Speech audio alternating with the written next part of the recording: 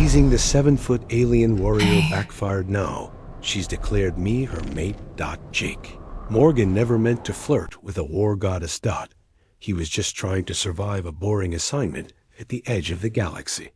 After 3 years of engineering work, fixing water systems and power grids for the intergalactic peace outpost, he was used to keeping his head down and staying out of alien drama. But boredom makes people do dumb things. The station's bar, called The Drift, was the only place where humans and aliens mixed freely. Loud music, glowing drinks, and gravity slightly off-center. Jake sat at the counter, sipping something blue and probably toxic. When she walked in, at first, he didn't see her. Everyone got quiet. That should have been his warning. She stood, over 7 feet tall, armored in dark violet plates that shimmered like they were alive. Her hair was silver white, braided down her back like a blade, and her eyes bright gold, sharp and steady, scanned the room like a predator. Jake, half drunk and 3/4 lonely, didn't recognize her. He just saw a beautiful, strong woman walking into a bar like she owned the place. He whispered, elbowing the bartender. Who's the tall glass of trouble? The bartender went pale. Jake didn't stop there. He turned, smiled, and raised his glass toward her. Hey, if you're not busy conquering a star system tonight, I make a mean spaghetti. She looked straight at him. For a second, Jake thought she was going to crush his skull, but instead, she smirked. It was small, barely there, but real. She walked past him, slow and deliberate, her golden eyes lingering just a little too long. Jake blinked. That was weird. He didn't realize how weird until the next morning. Two guards in gold armor kicked in his door. Before he could grab his pants, he was yanked out of bed, shackled, and dragged through the station halls. People stared. No one said a word. What the hell did I do? Jake shouted. Silence, one of the guards growled. You are being transported to the tribunal. The what? They didn't answer. In the courtroom, if you could call it that. An alien council sat on tall, throne-like seats, their expressions cold and unreadable. The room was round, with symbols glowing on the walls and a strange humming sound in the air. Jake was shoved into a beam of light at the center. Standing across from him was her. The same woman from the bar, but now she wore full ceremonial armor, her braid tighter, her face unreadable. She looked like a queen carved from moonlight and war. A deep voice echoed through the room. Human male Jake Morgan, you stand accused of initiating sacred mating provocation with High Commander Xenthari, daughter of Flame. Jake's mouth opened. Nothing came out. I what? Xenthari didn't look at him. The council member continued. Your words and gestures in the presence of the High Commander were interpreted, under Xenthari law, as formal invitation to the mating trial. Jake nearly passed out. I was joking. I was drunk. I didn't know who she was. The law does not concern itself with your level of sobriety, the council said. He turned to Xenthari, desperate. Say something. Tell them it was a misunderstanding. She tilted her head slightly. I was not offended, she said calmly. He was bold, amusing, unusual. The council murmured. One of them leaned forward. Then the choice falls to you, Xenthari. Do you reject the invitation or accept the trial? Jake's knees almost buckled. Trial? What trial? Xenthari looked at him for the first time since the night before. Her golden eyes locked onto his, and for a heartbeat, Jake saw something strange. Not anger, not amusement. Curiosity. She turned back to the council. I accept the trial. The room exploded in sound. Some gasped, others shouted. Even the guards looked stunned. Jake? He fainted. Jake didn't remember passing out. 1 second, the alien goddess had said, I accept the trial. And the next, darkness. When he woke up, Everything smelled like metal and antiseptic. The ceiling above him shimmered blue, humming with soft energy pulses. A soft voice echoed in the chamber. He is conscious. Jake sat up with a groan, blinking at the figure standing beside him. Not a doctor. Not a guard dot. It was an alien dressed. In ceremonial robes, thin and tall, with skin like polished bronze and long, webbed fingers holding a glowing tablet. Where am I? Jake croaked. You are in the trial preparation chamber, the alien replied. Your blood was stabilized. Nervous system still irregular. Expected from primitive mammals. Hey, who are you calling primitive? You fainted. The alien said dryly. Jake slumped back on the bed. Right. His memories came rushing in, like a punch to the gut. The bar. The smile. The arrest. The tribunal. And then, her .0 thi, 7 feet of silence and steel. A commander. A legend. A goddess. If the rumors were true. And now, for reasons Jake couldn't begin to understand, she had accepted him. Or at least accepted a trial with him. Wait, Jake said slowly. What does this trial actually mean? The alien blinked, confused. You don't know? No.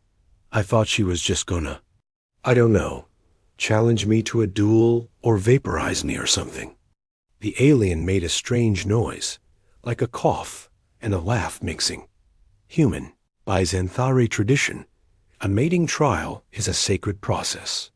The potential pair must live together under structured observation for 7 planetary cycles. Their compatibility is judged not by physical strength, but emotional and biological resonance. Jake blinked. You mean I have to live with her for a week? Correct.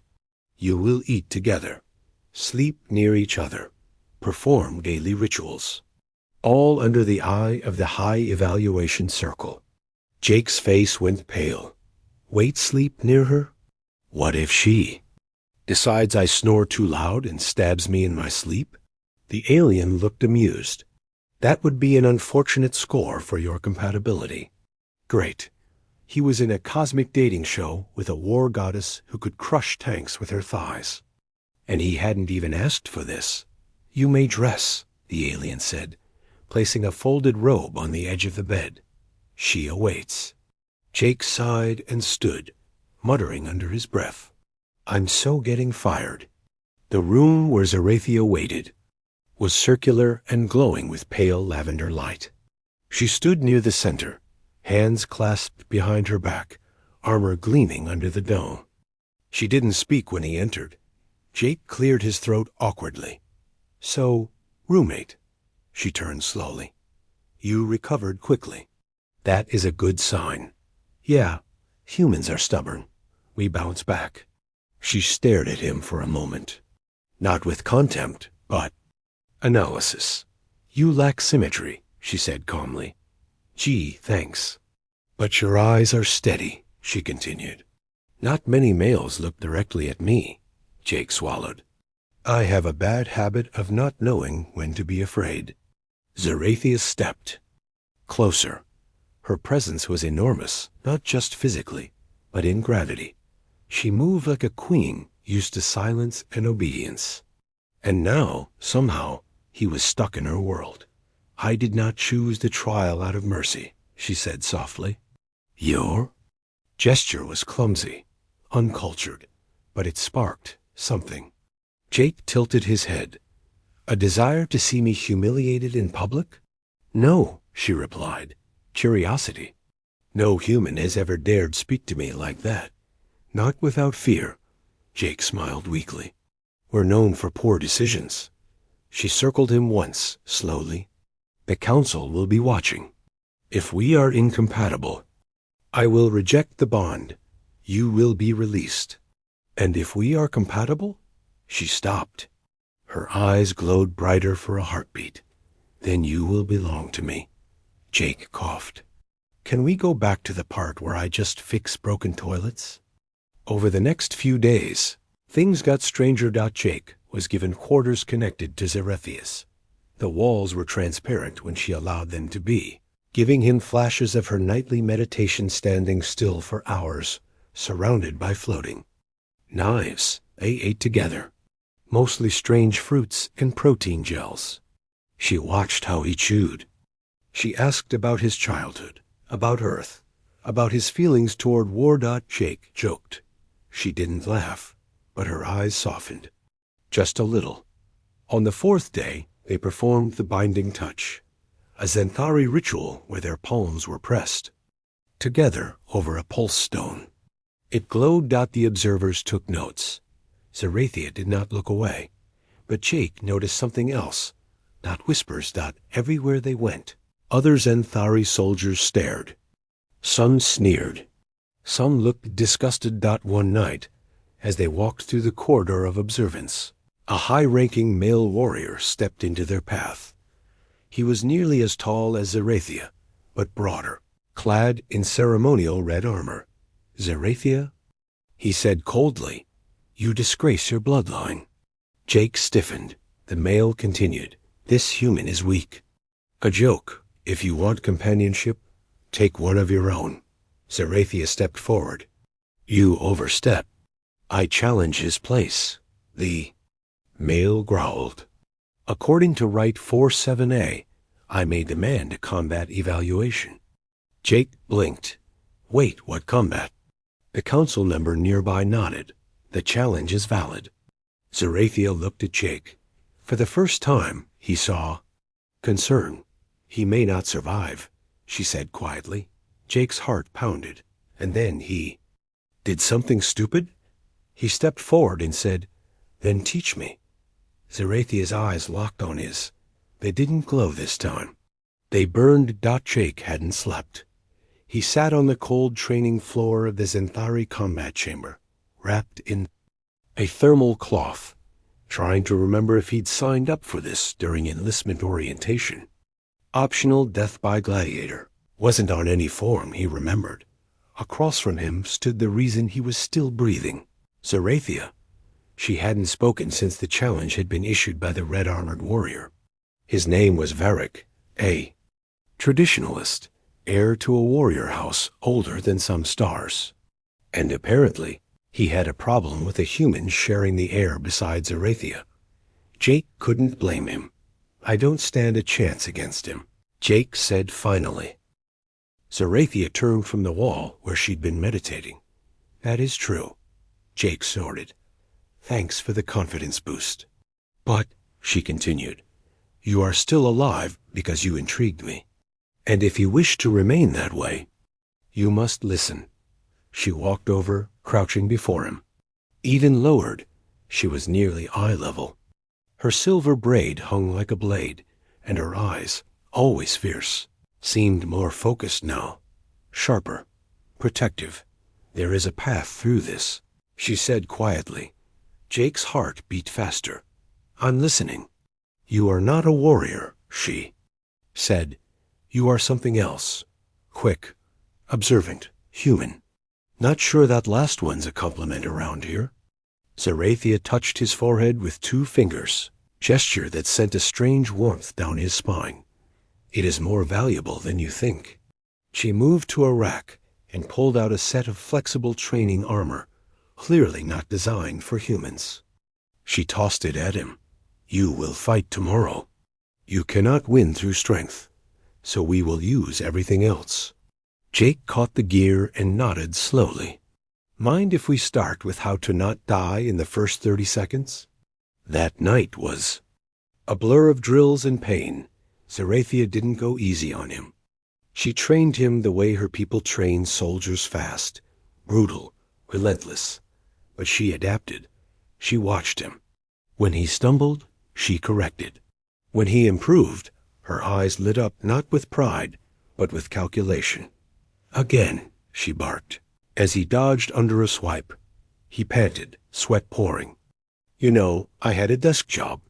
I used to fix air vents." She stepped forward and tripped him with a smooth motion. "And now you fix fate. Get up," he groaned. "You're terrifying." Her lips almost curved. Good. By dawn, he couldn't. lift his arms. But somewhere during the night, something had shifted. Not just in him, but between them. She began using fewer commands and more questions. She adjusted her rhythm to match his. She moved closer. At one point, they stood chest to chest, both breathing hard.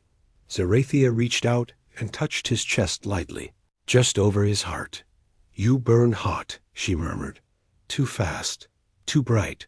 Jake swallowed. "Is that bad?" "No," she said. "Just human." Then she turned away. The next day, the combat arena was packed. Hundreds of Xenthari soldiers, nobles, and elders stood along the circular balcony. The tribunal watched from their high chairs. The energy was tense, coiled like a spring. In the center, two warriors, Jake, dressed in mismatched armor, holding a blunt training spear, and across from him, Varric, towering, snarling, confident. Xerathia stood at the edge of the circle, silent but unreadable. Jake took a breath. "Here goes nothing." A deep gong echoed. The fight began. Va Rec rushed like a meteor, too fast, too brutal. Jake barely dodged the first blow. The shockwave sent him skidding back, his knees burning. He remembered Xerathia's voice. "Move, redirect, never match force. Be air, not stone." Jake ducked, pivoted, rolled under a strike, and jabbed Varric. In the side, not to hurt, but to disrupt. It worked. The crowd murmured. He used agility, not power. Tripped the bigger warrior with a feint. Threw sand from the floor into his eyes. Not honorable, but effective. Va Rec roared and caught him. By the throat. Too late. Jake activated the pulse cell hidden in his gauntlet. Xerathia's idea. It shocked Varric enough to drop him. Jake hit the ground hard. They both stood. Blood on Varric's lip. Sweat pouring from Jake's brow. One more exchange. Va Rec charged again. Jake didn't run this time. He waited. At the last moment. He ducked and drove his spear straight into the warrior's foot, not to kill, but to stop. Va Rec howled and collapsed. The crowd gasped. Jake stumbled back, barely conscious, but still standing. The gong sounded. The fight was over. Jake had won. Somehow. Xerathia approached him slowly. For the first time, she looked not just impressed. Something deeper. She stood before him, eyes glowing faintly. "You did not break." Jake smiled weakly. "Trust me, everything inside me is broken." She tilted her head. "But not your will." Then, in full view of her people, she did something no one expected. She knelt. Not fully.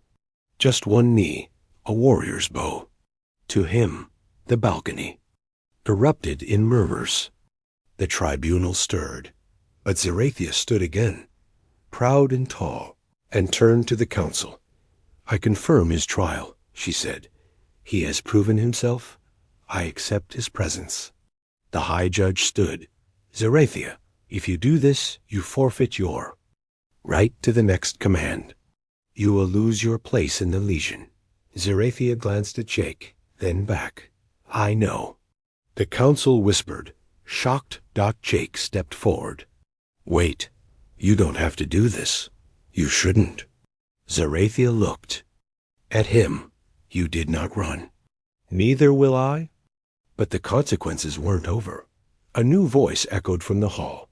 "That bond is not complete." A robed figure entered. One of the ancient bond elders. "The emotional match is strong, but the resonance remains untested.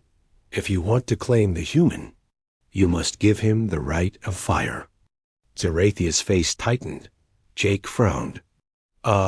What's the right of fire?" The elder smiled faintly. "An ancient sharing. Of essence. Of strength. Of soul. If you are not worthy of it, you will burn." The right of fire was nothing like Jake expected. He'd imagined flames, chanting, maybe being set on fire while Xerathia whispered some alien spell. Instead, it was Quiet, intimate, and terrifying in a completely different way. They stood alone in a silver-lit chamber, deep beneath the tribunal. The walls pulsed with soft heat. At the center was a stone basin filled with glowing red liquid, thick, molten, and humming with strange energy. Xerathia stood beside it, her armor gone. She wore a ceremonial robe now, sheer and flowing, her body marked with glowing tribal lines that pulsed with every breath. Her eyes looked darker in the heat. Her voice was calm, but heavy with meaning. This rite is older than the stars. I offer you part of my essence. If your body rejects it, you will burn from the inside. If you survive, we are bonded in a way no council can break. Jake swallowed. Why does this sound like marriage and internal combustion at the same time? She didn't smile. Not this time, because it is both. She took the ceremonial dagger, sliced a glowing line across her palm, and let a few drops of her silver blood fall into the fire basin. The liquid shifted, shimmered, then turned violet. Jake's heart pounded. Xerathia stepped back. Drink. He stared at it. Any chance I can just sip? No. Of course not. Jake took the bowl with both hands. It was hot, almost alive. The liquid smelled like metal and ozone, and something sweet beneath it, like roses and smoke. One shot, he thought. He drank. It was like swallowing lightning. He collapsed instantly. He didn't die. That was the first surprise. Instead, he found himself floating, not physically, but mentally. His mind drifted through visions he couldn't explain. Battles fought before he was born. Memories that weren't his. A mother he'd never seen. A younger version of Xerathia training under a blood-red moon. Rage, sorrow. Duty. Then? Warmth. Connection. He felt her Xerathia. Her emotions, her burdens. The loneliness behind her strength. The fear she never showed. Her curiosity. Her confusion. And something else. A faint thread of desire. Then it all snapped back. Jake gasped awake, coughing, shaking. Xerathia stood over him, silent, eyes wide. She offered her hand. He took it. Their palms touched, and this time, the pulse stone nearby shattered. They were bound. After that, everything changed. Jake was no longer a visitor in her world. Now he was part of it. They were moved to private quarters, one chamber, shared space. Observation ended. Xerathia's people still whispered, but none dared challenge her now. The rite had sealed something ancient and sacred. The tribunal couldn't override it. They were bonded. Not lovers, not yet, but something more dangerous. Jake woke each morning to the sound of Xerathia's breath, steady, calm, close. They trained together, ate together, walked together. And with each passing day, Jake felt something growing between them. Not just attraction, but understanding. She wasn't just a warrior. She was a leader, a protector. A woman who carried centuries of expectation on her shoulders. And no one to lean on. Until now. One evening, they sat together in silence. The room was dark except for the soft glow of the alien stars outside the window. Jake finally asked, "Why did you do it?" She didn't look at him. Do what? The rite? The trial? All of it? You could have walked away. Let them punish me. I would have been forgotten in a week. She was quiet for a long time. Then, because you were the first one who looked at me like a person, not a weapon, not a goddess, just a woman.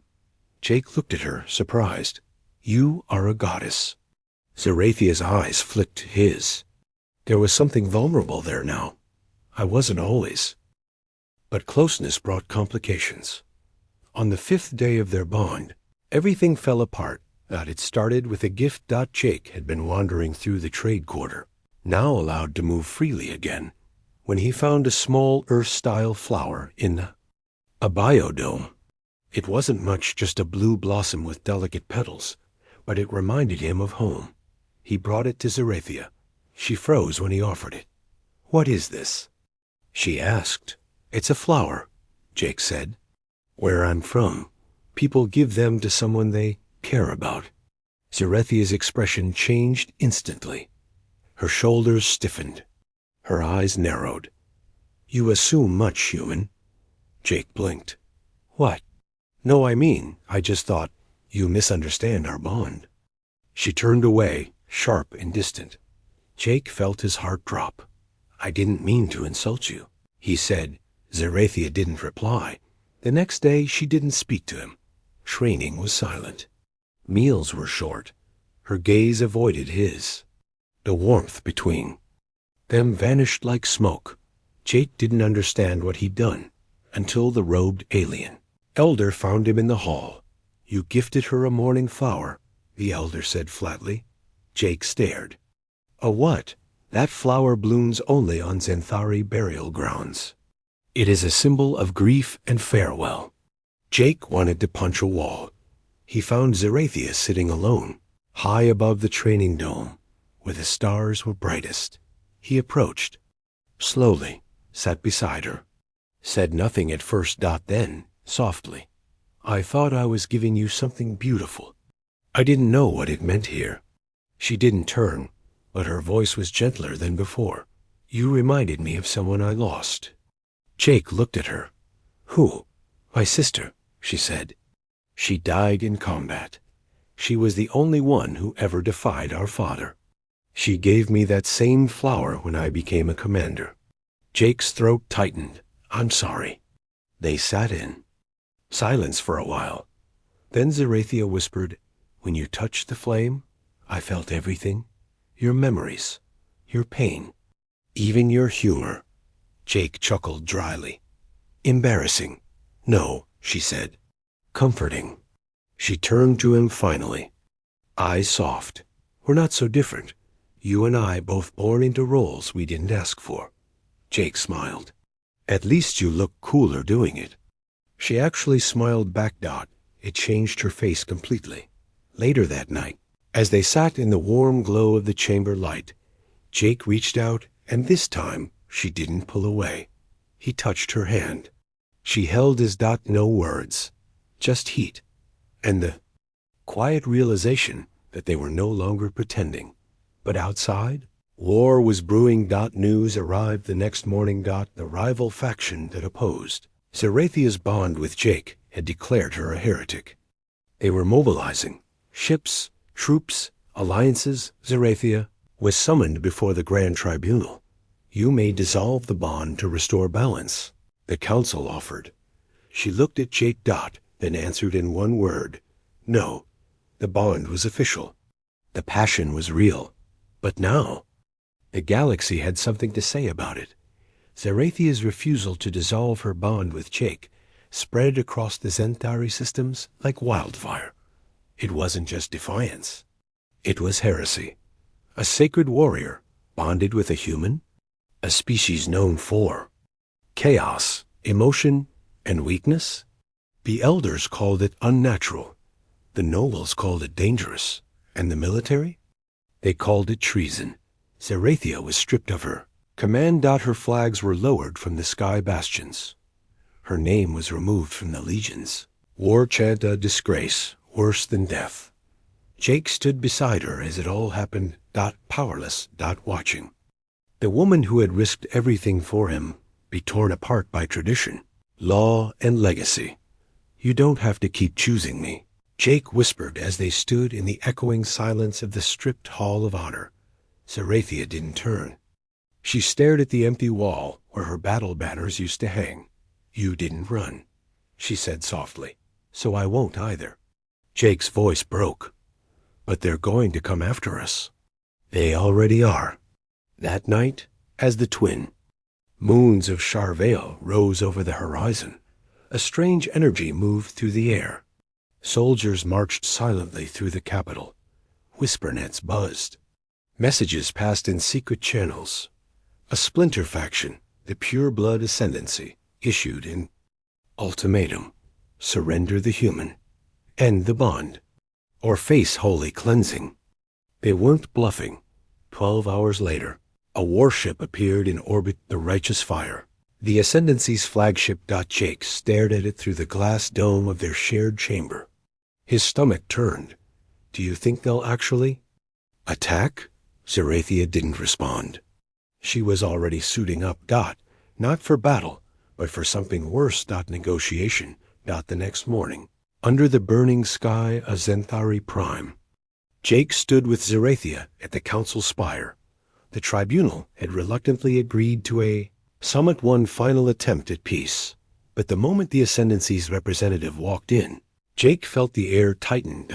It was a single quotes re-KK. The same male Jake had defeated in the trial combat. But now he wore the crimson crest of High Commander. He didn't bow. He didn't blink. He only stared straight at Xerathia. You used to be one of us, he said coldly. I still am, she replied. No, you're bonded to a creature with no honor. Jake bit his tongue. Xerathia stepped forward. Say what? You came to say. Varric turned to the tribunal. We offer a single chance for redemption. End the bond. Send the human back to his world. Do this, and no blood will be spilled. The room went silent. All eyes turned to Xerathia.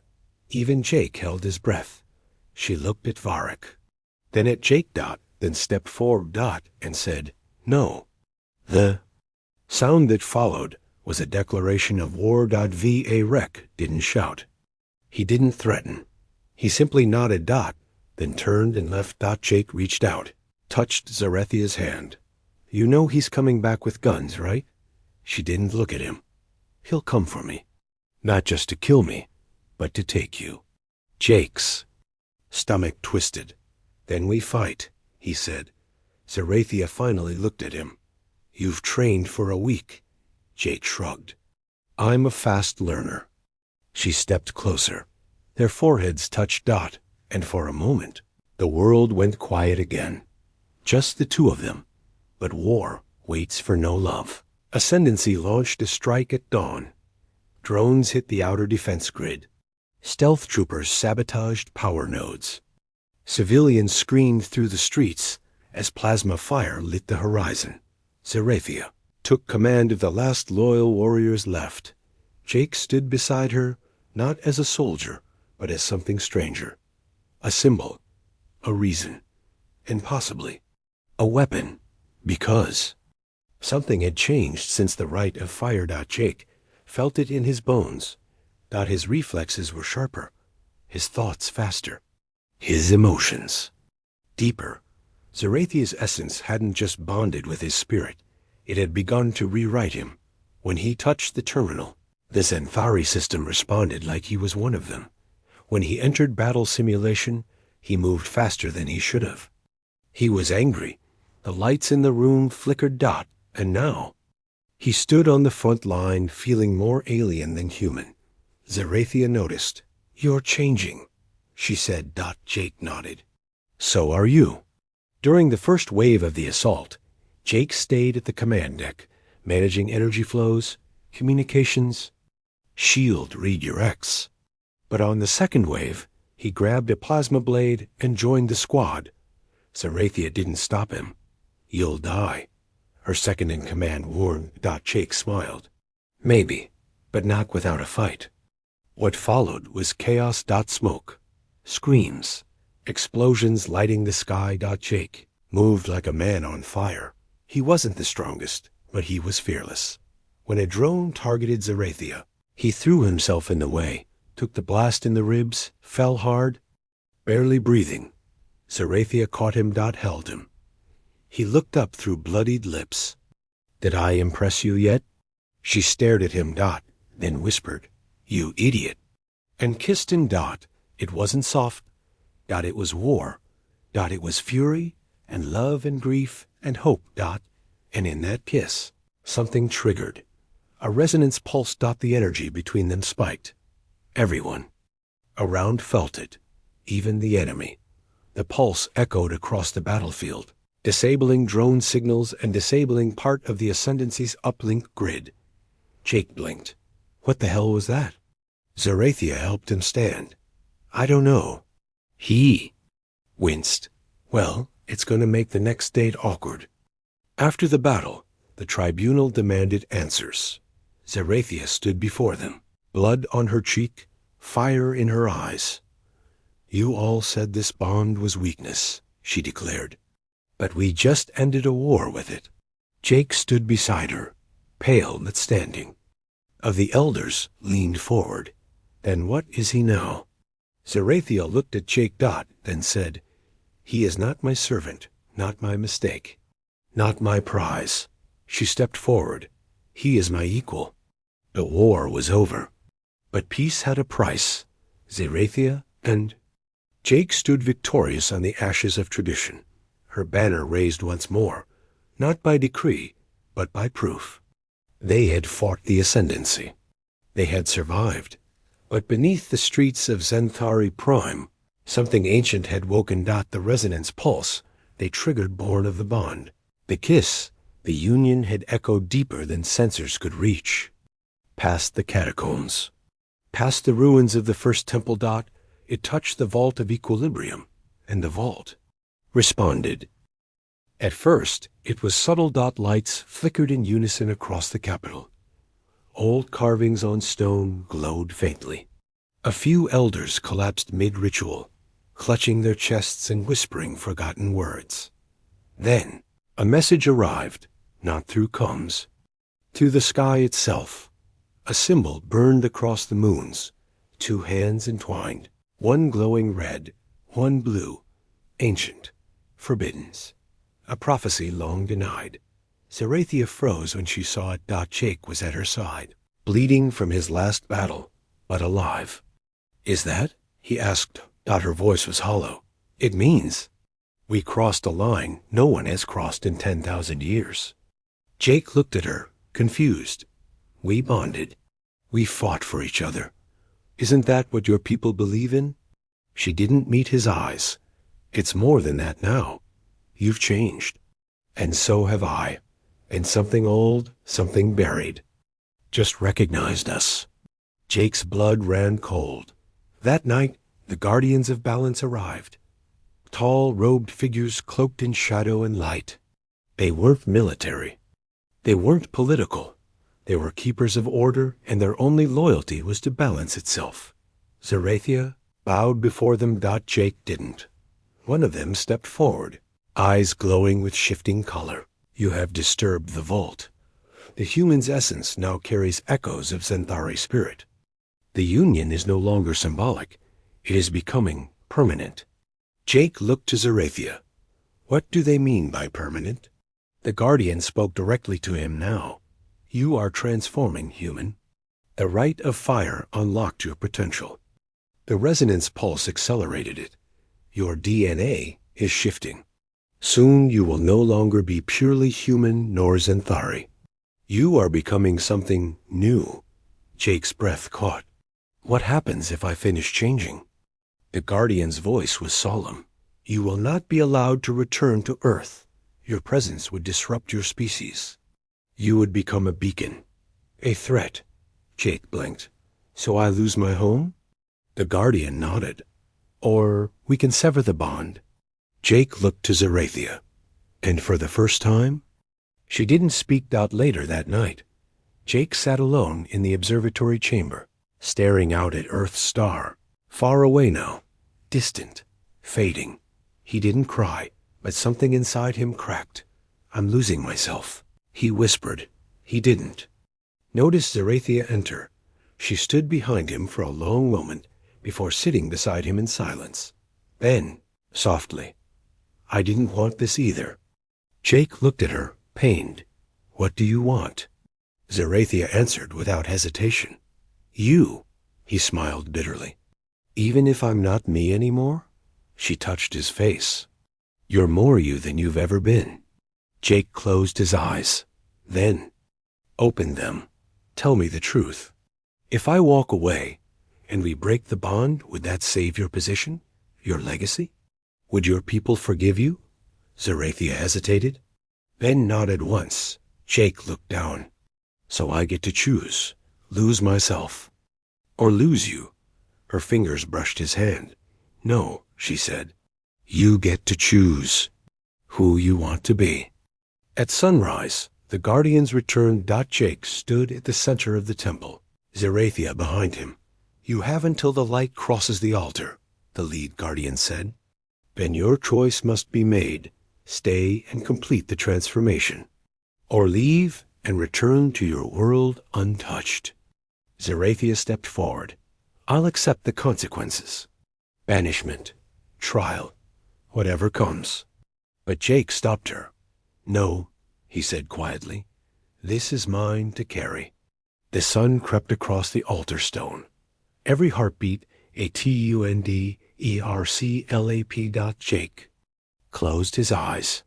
He thought of Earth, his mother's cooking, the feel of rain, the sound of city buses, the air of home. Then he thought of Xerathia, her laugh, rare but real. Her touch, sharp and warm, her eyes full of fire, full of ache.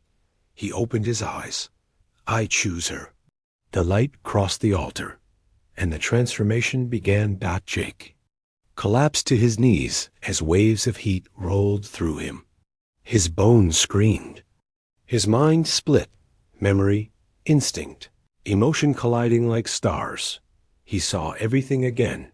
His childhood, his first flight into orbit, Xerathia in the bar, the first time she smirked, the battle, the blood, the bond. And then silence. When he woke, he was changed. Not visibly. Not yet, but inside. He felt it. He no longer belonged to Earth's gravity. He no longer thought in linear time. He heard Xerathia before she spoke, felt her before she touched him. They were connected in a way, beyond biology, now. Beyond soul. Xerathia knelt before him. You did this for me? Jake smiled. No, I did this with you. They kissed. And the sky turned violet. A week later, the Xenthari Council met again. This time, not to punish, but to ask. The bond had stabilized the resonance zone. The ascendancy had fractured. Other species had begun requesting their own cross-species trials. Change was coming. And at the center of it, all was them, Xerathia and Jake. The war goddess and the human who chose her. That night, alone on the balcony of their new home, orbiting the healing world of Arkala, Xerathia rested her head against Jake's shoulder. Do you regret it? She asked. Jake looked up at the stars. No, he said. But I do miss coffee, she smirked. We'll synthesize some. He turned to her, eyes now glowing faintly violet like hers. You sure your people can handle us? Xerathia kissed his cheek. They'll learn. Epilogue. Years later, historians wouldn't call it a war. They would call it the rebalancing. The moment two species collided not through violence, but through a kiss, through a mistake, through a choice, through a love that refused to stay in. It's Lane. And in every school on every civilized world, they would teach the legend of the human who flirted with a war goddess and changed the galaxy forever. It began with a whisper, late at night, as rain danced on the outer shield of their orbital home. Jake heard it, not in his ears, but in his mind. A soft hum, a pulse, a wordless murmur like a heartbeat echoing across stars. Xerathia felt it too. She jolted awake, her hand instinctively reaching for her blade before realizing the sound wasn't external. It was within them both, and it was growing stronger. 6 months had passed since Jake chose to complete the transformation, since he surrendered his human future for the bond. Life had found a strange rhythm. They served as envoys, now symbols of unity between species, traveling between border worlds, calming tensions, guiding treaties. Where others saw fear, they offered hope, but the bond That saved the galaxy had not stopped evolving. Jake wasn't entirely human anymore. His senses stretched beyond time. Sometimes he'd say something Xerathia hadn't told him yet. Other times he'd know when she was angry before she even admitted it to herself. And her powers, too, had changed. Her combat strength became unpredictable flashes of telekinetic bursts she couldn't always control. Her reflexes sharper, her blood warmer. She began dreaming of places she'd never seen. The bond was no longer just emotional. It was cosmic. That night, as the strange pulse grew louder, Xerathia activated the med scan. Jake's vitals were stable, but hers were not. She stared at the screen for a long time, then whispered, "No, that's not possible." Jake looked over her shoulder. "What?" Xerathia turned slowly. Her eyes were wide, not with fear, but with something rarer, awe. "You're not. The only thing changing," she said. "I'm pregnant." Jake blinked. His mouth opened, then closed, then opened again. "You're what?" Xerathia nodded. "Our bond created something new." Jake took a step back, overwhelmed. He had barely adjusted to not being fully human. Now they were going to bring a hybrid child into a galaxy that already struggled to accept their love. Child whose very existence would challenge everything. The next day, the tribunal called them in secret. The guardians of balance were already waiting, and this time they weren't here for questions. Only one. "Will you terminate the pregnancy?" The chamber went silent. Jake's jaw clenched. "What?" Xerathia spoke through gritted teeth. "Why would we do that?" The head guardian's voice was colder than ever. "Because this child is not of either world. It is a new force, untested. The energy it emits, it resonates with the anomaly." Jake frowned. "What anomaly?" The guardian raised a glowing hand.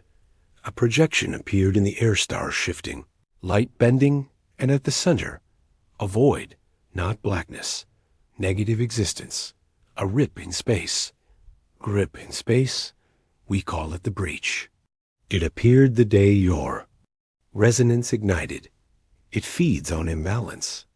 It pulls at time, memory, gravity.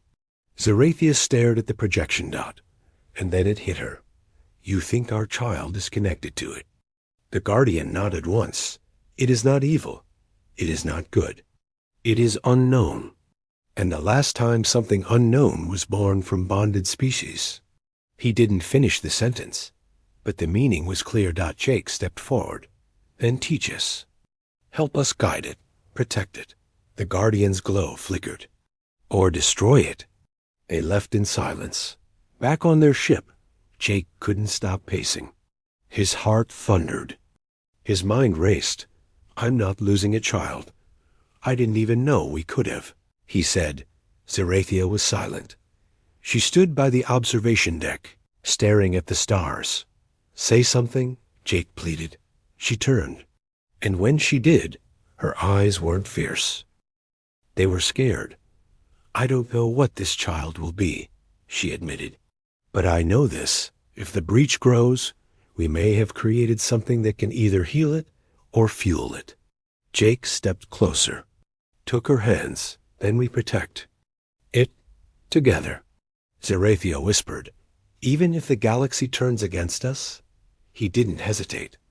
"Especially then." But the galaxy didn't wait. That very night, someone tried to kill them.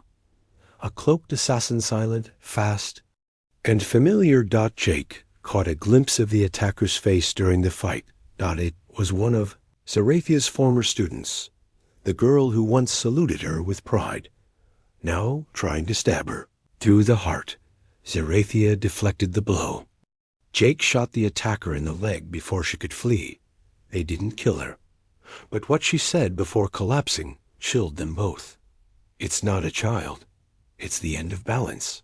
And you are the key." The tribunal offered protection.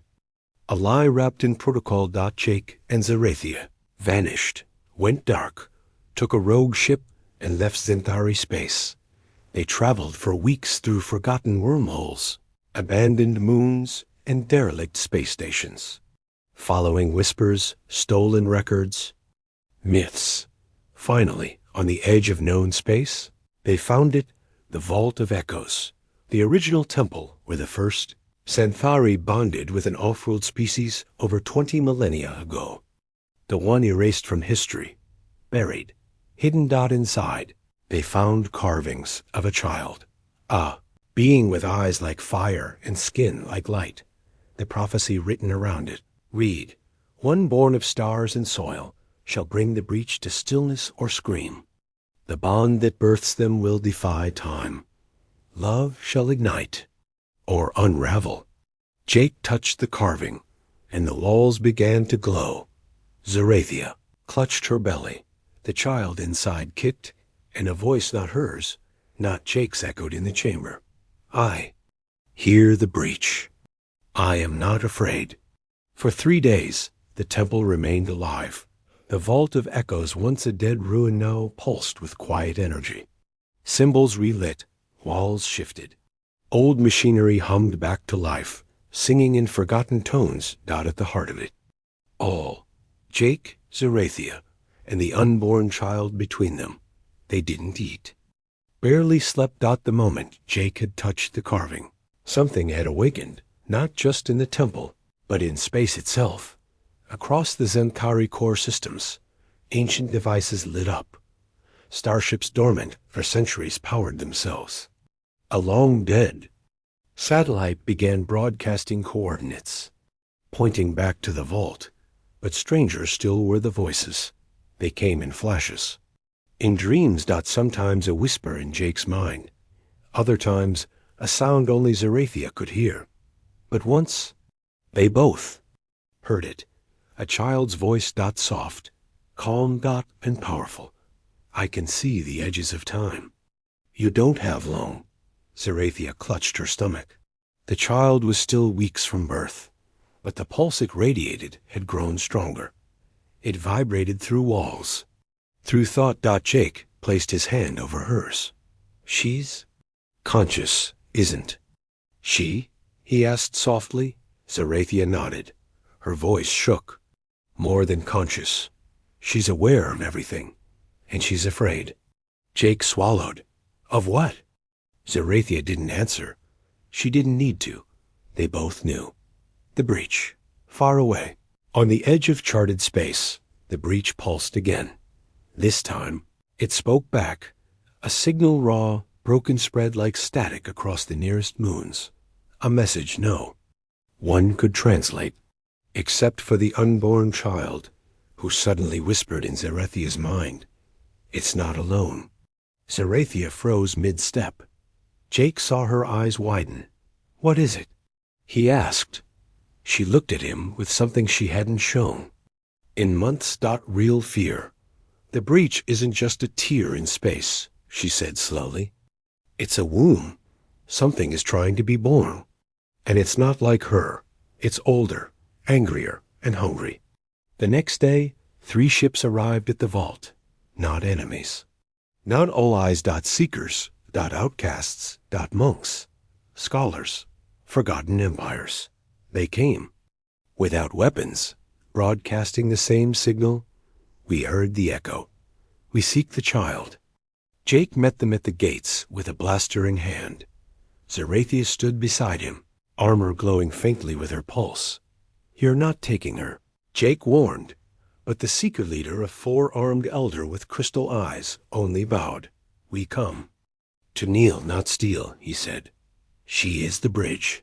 Xerathia frowned. "Bridge to what?"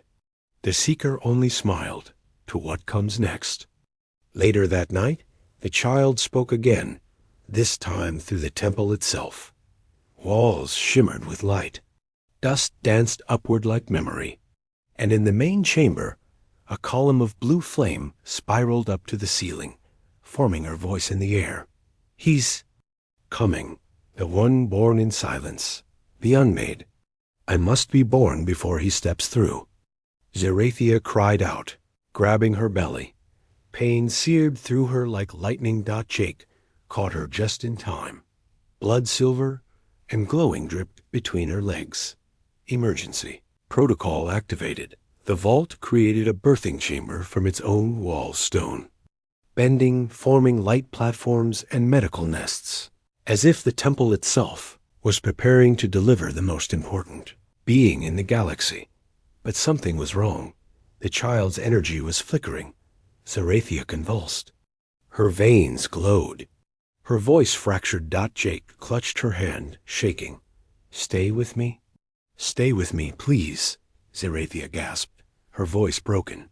"She's trying to hold back the breach from inside me." Jake's eyes widened. "She's fighting it before she's even born?" She nodded, teeth gritted. "She's the seal." The Guardians of Balance arrived hours later without warning. Not in ships. They simply stepped through space. Jake nearly fired at them, but the lead Guardian raised a hand. "Time is collapsing," he said. "If the child is not born, the breach will fully awaken." Jake's voice cracked. "Then help." "You?" The Guardian looked at him. "We cannot. If we interfere, her soul may fracture. Her being is tied to the cycle of fate. She must be born through pain, through choice, through fire." Xenthari groaned. Jake screamed. "She's dying." "But—" Then a third voice filled the room. "No, I'm not." It was the child. The energy flared. The walls cracked. The Guardians stepped back, and the temple shook. Jake was thrown to the ground. Xenthari floated, now surrounded by light. The energy of two species, two destinies, weaving into one.